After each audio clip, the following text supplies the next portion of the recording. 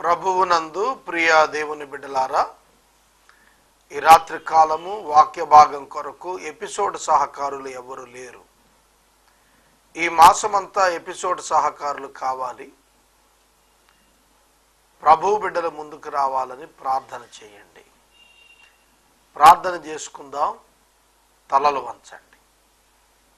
మమ్మను మిక్కిలిగా ప్రేమిస్తున్న మా ప్రియ పరలోకపు తండ్రి, మీకు కృతజ్ఞతలు. ఈ రాత్రి మీ పాదాల చెంత చేరి ప్రార్థన చేస్తున్నాం. ఎపిసోడ్ సహకారులను పంపించండి. రూతు గ్రంథంలో మానవీయ విలువలు, విశ్వాసుల యొక్క ఆధ్యాత్మిక పరిణితి గ్రహించటానికి మాకు కృపనివ్వండి. వాక్యం వింటున్న వ్యక్తులు సువార్తను నమ్ముటకు సహాయం చేయండి. ఈ బైబిల్ స్టడీ ద్వారా క్రైస్తవులు సత్ప్రవర్తన నేర్చుకొనుటకు, వృద్ధి చేసుకొనుటకు కృప చూపండి. యేసు ప్రభు పేరిట ప్రార్థిస్తున్నాను తండ్రి, ఆమెన్. ప్రభువు నందు ప్రియ దేవుని బిడ్డలారా, దయచేసి మీ పరిశుద్ధ బైబిల్ గ్రంథాన్ని తెరవండి. రూతు గ్రంథము 2వ అధ్యాయము 10వ వచనము నుండి వాక్యాన్ని గమనించండి. బోయజు రూతుల మధ్య సంభాషణ జరుగుతోంది. గత రాత్రి ఈ వచన ధ్యానము మనం ముగించుకున్నాం. అక్కడనే ప్రారంభిద్దాం. రూతునకు బోయజు జాలి కనికరం చూపుట ప్రారంభించాడు. ఆమెను అతని పొలములో పరిగ ఏరుకొనుటకు అనుమతించాడు. ఏ పొలానికి వెళ్లాల్సిన పని లేదు, నా పొలములోనే నీవు నీ పోషణార్థమైన పరిగను పట్టుకొని వెళ్ళమని చెబుతూ ఆమెకు ఒక మంచి కితాబునిచ్చాడు. ఒక మంచి సాక్ష్యాన్ని ఆమెను గూర్చి ప్రకటన చేశాడు. అదేమిటంటే,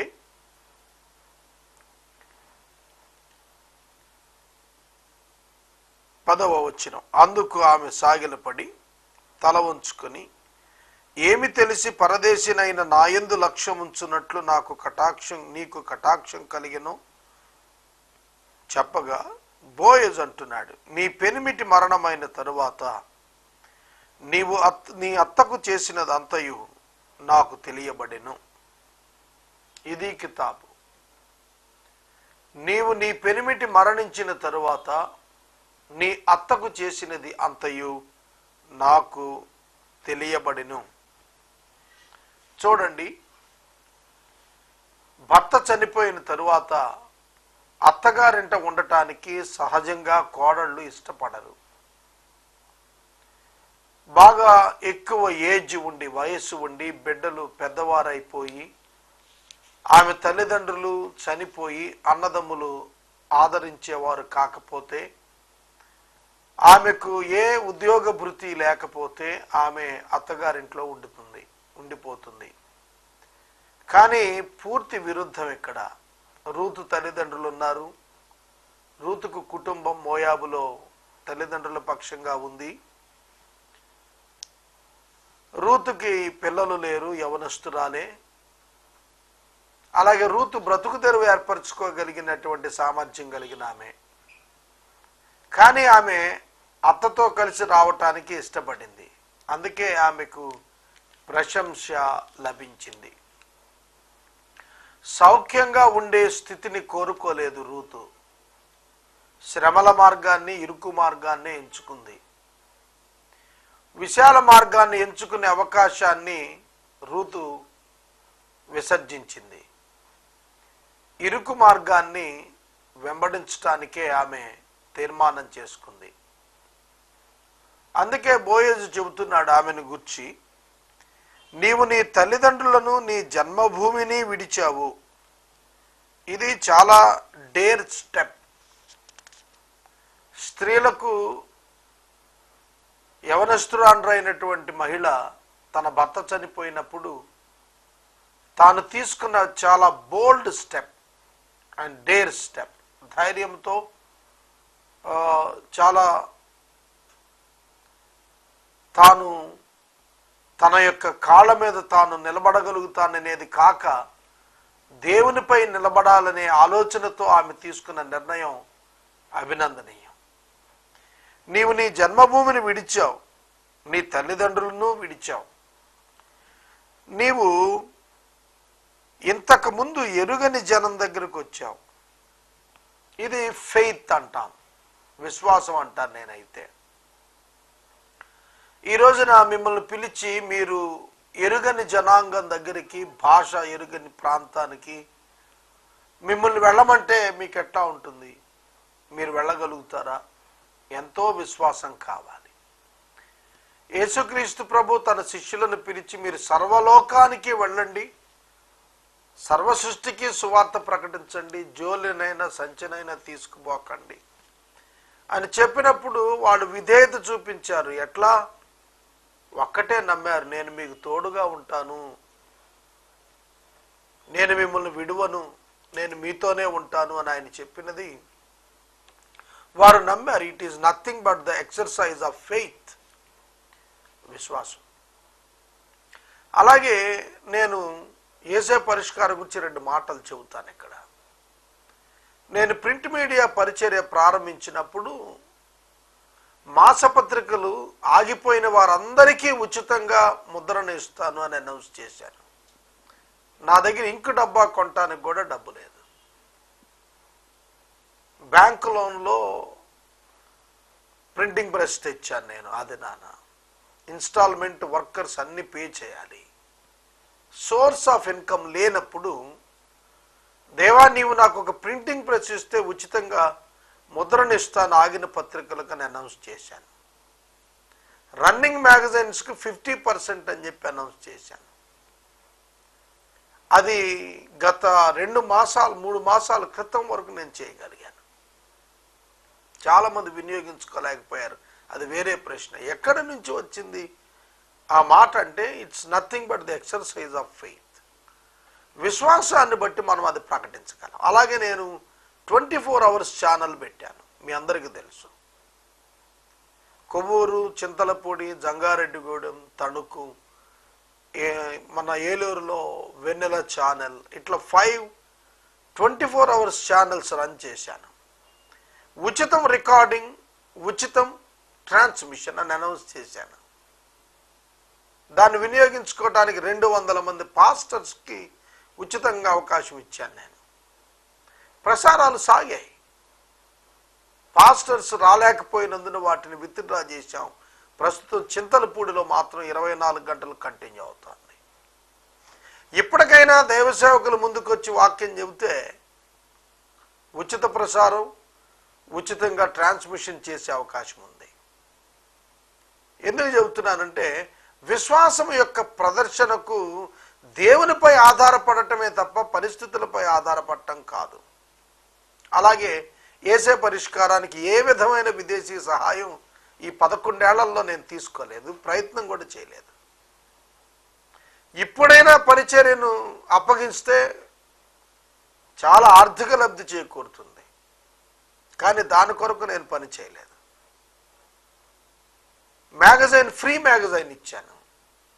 4 సంవత్సరాలు ఉచిత మాసపత్రిక నేను ఇవ్వగలిగాను 1000 మంది కుటుంబాలకి. సోర్స్ ఆఫ్ ఇన్కమ్ ఏమిటి? ప్రభువు పంపిస్తేనే, ప్రభువు కలుగజేస్తేనే, ప్రభువుపై ఆధారపడే.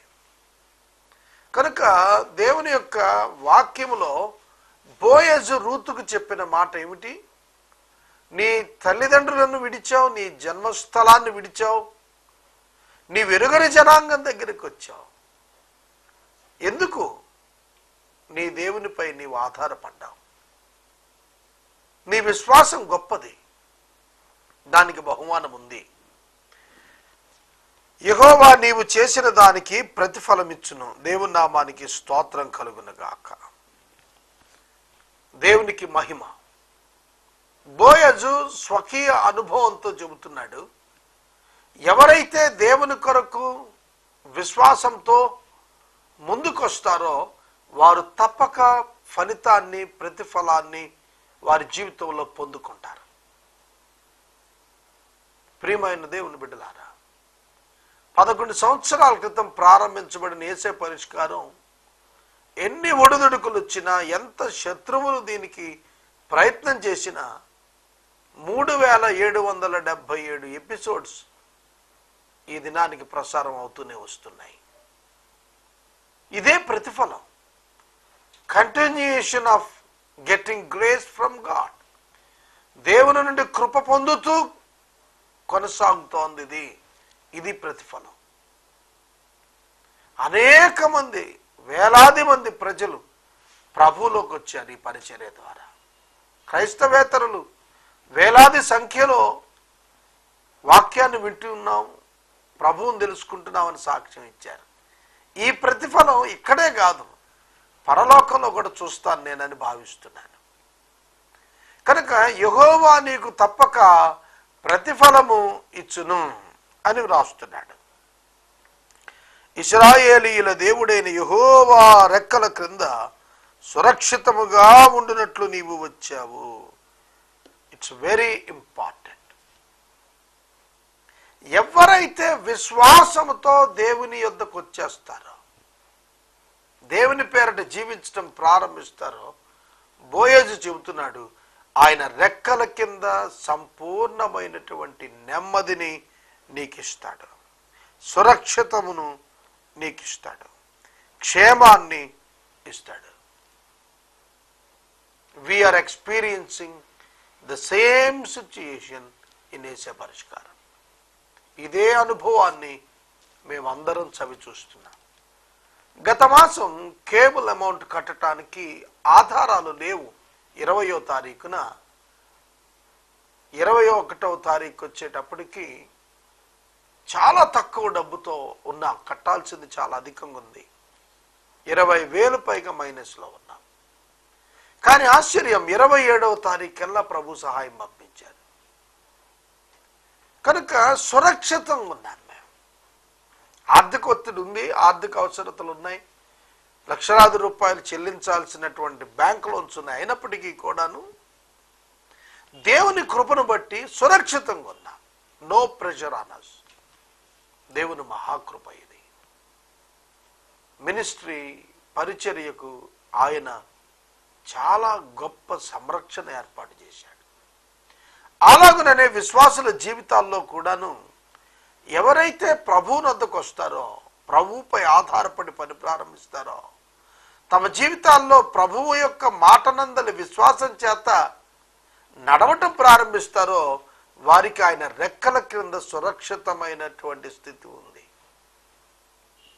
రెక్కల క్రింద అనే పదం ఎందుకు రాశాడంటే, ఇక్కడ ఒక కోడి తన పిల్లలను రెక్కల కింద దాస్తుంది.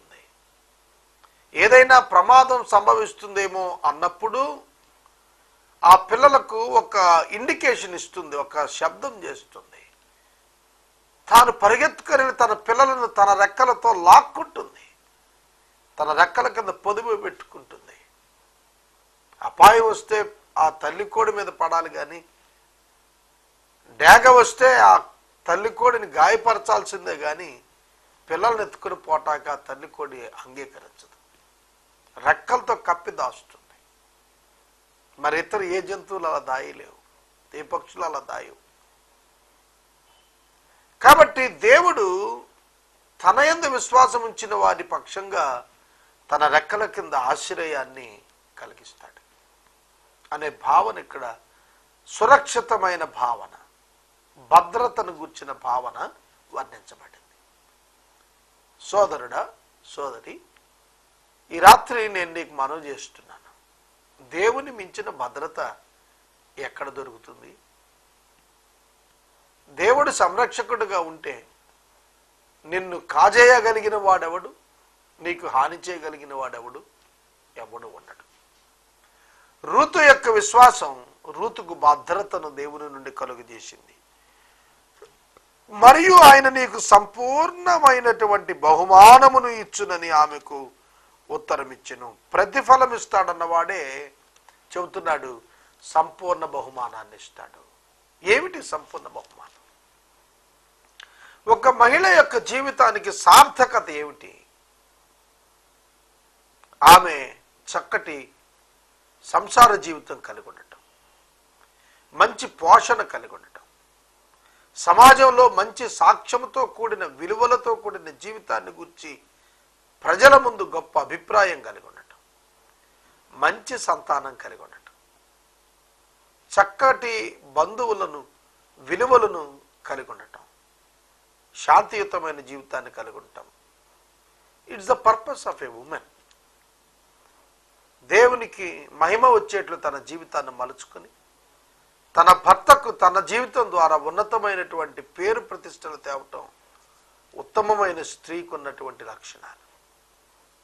మనం పేపర్స్లో బెటర్ హాఫ్ అని కొన్ని ఆర్టికల్స్ రాస్తూ ఈ మధ్యన సాక్షిలో చూశాను నేను. ఉన్నత శ్రేణి నాయకత్వానికి వెళ్ళినటువంటి పురుషుల వెనక వారి భార్యలు ఏ విధంగా సహకారులుగా ఉన్నారో రాస్తున్నారు, ఆర్టికల్స్ రాస్తున్నారు. ఎట్లా వచ్చింది వారికి అభినందన? తన భర్త రీచ్ అయినటువంటి స్టేటస్ను బట్టి, దానికి ఆమె వెనుకుండి చేసిన కృషి. సోదరుడా, సోదరి, ఈరోజు క్రైస్తవ మహిళ పెద్ద పాత్ర పోషించాల్సింది ఉంది కుటుంబ జీవితంలో. కుటుంబం గురించి మనం ఆలోచిస్తున్నప్పుడు ఒక ఇంటిని నిర్మించుకున్న జ్ఞానవంతురాలు వలె ఉండాల్సినటువంటి బాధ్యత క్రైస్తవ గృహిణిపై ఉన్నదనేది నేర్చుకోవాలి. యేసుక్రీస్తు ప్రభువారిని యోసేపు ఇంట దేవుడు పుట్టించాడు. మరియ గారి ద్వారా జననం ఇప్పించాడు ప్రభు యోసేపు ఇంట. ఎందుకని? Value based family, obedient family, విలువలు కలిగినది, ధర్మశాస్త్రాన్ని ఆచరించే కుటుంబం మరియు విధేయత కలిగిన కుటుంబం. ఎంతటి విధేయత అంటే దేవుడు ఏం చెబితే అది చేశాడు అంతే. యోసేపు నీ భార్యను చేర్చుకో అంటే చేర్చుకున్నాడు. అలాగే ఐగుప్తుకి వెళ్ళిపోతే వెళ్ళిపోయాడు. గ్రహించండి, 2 సంవత్సరాలు పట్టిన తర్వాత తిరిగి తన ఇంటికి రావటానికి. ఒక్కసారి జర్నీ స్టార్ట్ అయిన తర్వాత కొన్ని గంటలు వెనక్కి వచ్చేస్తాం, కొన్ని రోజులు వెనక్కి వచ్చేస్తాం అనుకుంటాం మనం. కానీ 2 సంవత్సరాలు టైం తీసుకుంది అతను వెనక్కి రావటానికి. ఆధారాలు అక్కడ వెళ్ళిపోయాడు అంతే. పేదవాడు. కారణం ఏమిటంటే విశ్వాసం. విశ్వాసం విశ్వాసానికి సంపూర్ణమైన బహుమానం దొరుకుతుంది. పేతురు భక్తుడు అపోస్తలుడు యేసుక్రీస్తు వారిని అడిగాడు, ప్రభువా, మేము సమస్తాన్ని విడిచిపెట్టి నిన్ను వెంబడించామే, మాకేం దొరుకుతుంది అని అడిగాడు. ప్రభు స్వయంగా చెప్పింది ఏమిటో తెలిసిన? ఇహమందు 100 రెట్లు, పరమందు నిత్య జీవం నిశ్చయంగా మీకు దొరుకుతాయన్నాడు. ఇహమందు 100 రెట్లు అంటే పేతురు సంపాదిస్తే ఒక ఇల్లు సంపాదించేవాడేమో, 2 ఇళ్ళు సంపాదించేవాడేమో. కానీ పేతురు ఎన్ని ఇండ్లను తన కొరకు తెరవబడటం చూచాడు తన పరిచర్యలో. ఒక్క ప్రసంగం ద్వారా 3,000 మంది తమ గృహాలు అమ్మి తెచ్చి అతని పాదాల దగ్గర పెట్టారు. యోహాను తల్లి అయిన మరియ యొక్క ఇల్లు తెరవబడింది. అలాగే అపోస్తుల కార్యముల గ్రంథం 12వ అధ్యాయం యొప్పేలో సీమోను ఇల్లు తెరవబడింది. అతను ప్రార్థన చేసుకుంటుంటే కింద భోజనాలు సిద్ధపరుస్తున్నారు. సోదరుడా, సోదరి, క్రీస్తునందు విశ్వాసం ఉంచి క్రీస్తు కొరకు బ్రతికేటువంటి సేవకునికి ఎన్ని గృహాలు. నేను ఎప్పుడు నవ్వుతూ చెబుతూ ఉంటాను, ఈ దినాన్ని ఇంటి నుండి బయటకు వచ్చి మరలా నేను ఇంటికి తిరిగి వచ్చి భోజనం చేయాలి అని అంటే నన్ను ఆహ్వానించే కుటుంబాలు కొన్ని వేల కుటుంబాలు ఉన్నాయి భోజనానికి. ఎందుకు చెబుతున్నానంటే ఇహమందు ఆనాడు ఆయన 100 రెట్లు అన్నాడు, వాళ్ళు 100 రెట్లు కాదు 10,000 రెట్లు అంటాను నేను. అవునండి, ఆయన ఇచ్చేవాడు. ఆయన తన బిడ్డలను, తన కొరకు నిలబడిన వారిని విడిచిపెట్టువాడు కానే కాడనే సత్యం ఈ రాత్రి మనం అందరం గుర్తెరుగుదాం. సంపూర్ణ బహుమానాన్ని ఇస్తాడు. కంప్లీట్ గిఫ్ట్ ఈ సాల్వేషన్. సంపూర్ణ బహుమానం రక్షణ. పరలోక రాజ్యం ఇస్తాడు, భూమి మీద కూడా ఆయన బిడ్డగా ఉన్నత ప్రభావాన్ని ఏర్పాటు చేస్తాడు. ఉన్నత ప్రభావం. పేతురు గారి నీడబడితే చాలని, వస్త్రం తాగితే చాలని ప్రజలు పరుగులెత్తుకొచ్చారు ఆ దినాన. ఎందుకని? ఆయనకు దేవుడిచ్చినటువంటి ఆధిక్యత లాంటిది. అలాగే నేను బైబిల్ గ్రంథంలో ఆయన పేరిట విశ్వాసం ఉంచినటువంటి వారందరి జీవితాల్లో కూడా ఇది రుజువవుతూ వచ్చిందనేది ఈ సమయంలో మనం గుర్తెరుగుదామండి. తరువాత వచ్చిన అందుకు ఆమె, నా ఏలినవాడా, నేను నీ పనికత్తెలలో ఒకదానను కాకపోయినను నీవు నన్ను ఆదరించి నీ దాసురాలినగు నా యందు ప్రేమ కలిగి మాట్లాడితివి గనుక నా ఎడల నీకు కటాక్షము కలుగనిమ్మని చెప్పెను. ఆమె అప్పీలు మీరు గమనించండి. తన సంబోధన ఎలా ఉంది? నా ఏలినవాడా, నీ దాసురాలను. ఇవాళ ఇలా మాట్లాడేవాళ్ళు ఉన్నారా? తనను తగ్గించుకుంటోంది, బోయజును హెచ్చించి మాట్లాడుతోంది. It is the secret of success. విజయానికి కారణం ఏంటో తెలుసా? ఇతరులను హెచ్చించుట, మనలను తగ్గించుకోవటం. నా 21 సంవత్సరాల సేవలో ఇది నేను బాగా అభ్యాసం చేశాను. నాకంటే వయసులో తక్కువ వాడైనా, అనుభవంలో తక్కువ వాడైనా, నేను అతనిని అధికంగానే ఎంచి మాట్లాడతాను. అతని సామర్థ్యాలు తక్కువగున్నా అతన్ని గౌరవించి మాట్లాడతాను.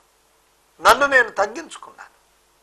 దాని ఫలితాన్ని నేను చాలా చోట్ల సంపాదించుకున్నాను. ఈమె, నా ఏలినవాడా, నీ దాసురాలనైన నా పట్ల నీ కనికరం ఉంచు అని అప్పీల్ చేస్తోంది.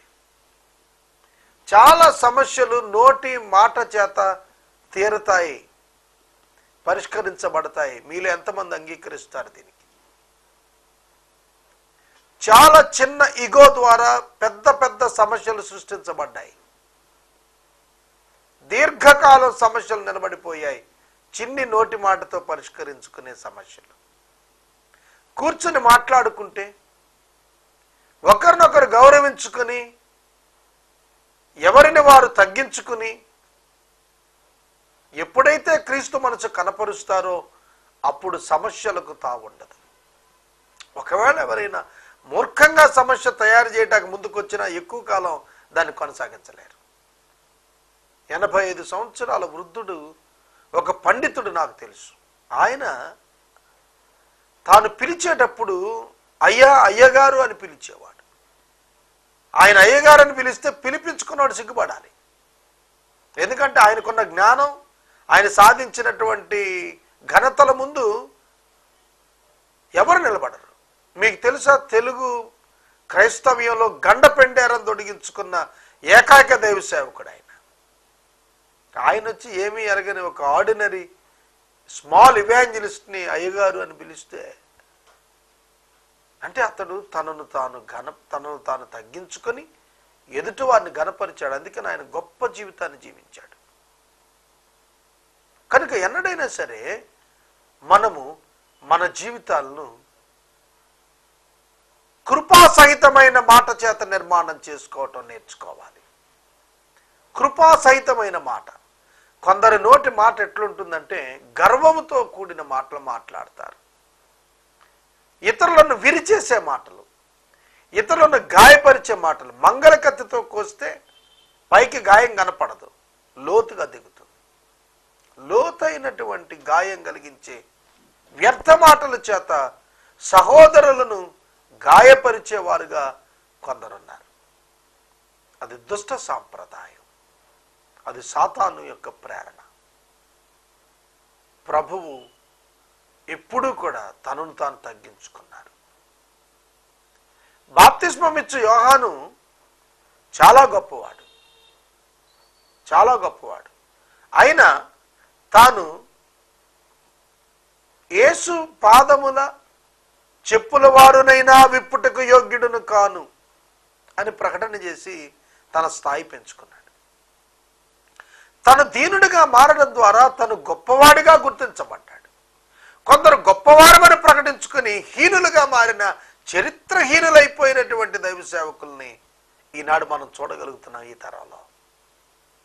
ప్రియమైన దేవుని బిడ్డలారా, రూతు తనను తగ్గించుకుంది, బోయజును హెచ్చించింది. బోయజును, నా ఏలినవాడా, నా యజమానుడా, నేను నీ దాసురాలను కాబట్టి ప్రేమగా మాట్లాడావు, నీ కటాక్షం నా మీద కలుగనియ్యి అని ప్రార్థిస్తుంది, మనవి చేసుకుంటుంది.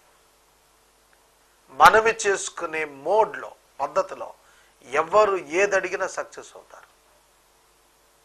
డిమాండింగ్గా, గర్వంగా, క్వశ్చన్ మెథడ్లో అడిగి సాధించే వాళ్ళు ఎవరుండరు, చాలా తక్కువ. కానీ మన్ననతో, మర్యాదతో, విధేయతతో ఎప్పుడైతే మనము ఇతరులను ప్రశంసించి వారి నుండి మనం ఆశించింది పొందగలుగుతాం. ఒక మంచి మాట ఔషధం వంటిది. ఈ రాత్రి వాక్యాన్ని ఇక్కడ నేను ముగిస్తున్నాను. 14వ వచనం నుండి రేపటి వాక్య ధ్యానంలో మనం ధ్యానం చేద్దాం. ఎపిసోడ్ సహకారులు ఈ దినం ఎవరు లేరు, రేపటి నుంచి కూడా లేరు. దయచేసి ముందుకు రమ్మని మనం చేస్తున్నాను. ప్రార్థన చేసుకుందాం. తలలో వంచండి. మమ్మను మిక్కిలిగా ప్రేమిస్తున్న మా ప్రియ తండ్రి, మీకు వందనాలు. వాక్యము విన్న బిడ్డలను ఆశీర్వదించండి. రూతు గ్రంథ వాక్య ధ్యానాలు మాలో వ్యక్తిత్వ వికాసానికి పాటుపడుతున్నాయి. మమ్మల్ని సంస్కరించుకోవటానికి మాకు నేర్పండి. ప్రత్యేకంగా ఎపిసోడ్ సహకారులను పంపించండి. యేసుక్రీస్తు వారి దివ్య నామంలో ప్రార్థిస్తున్నాము తండ్రి, ఆమేన్. మన తండ్రి అయిన దేవుని ప్రేమ, కుమారుడైన యేసయ్య కృప, పరిశుద్ధాత్మని యొక్క అన్యోన్య సహవాసం సదాకాలం మనకు తోడై ఉండును గాక.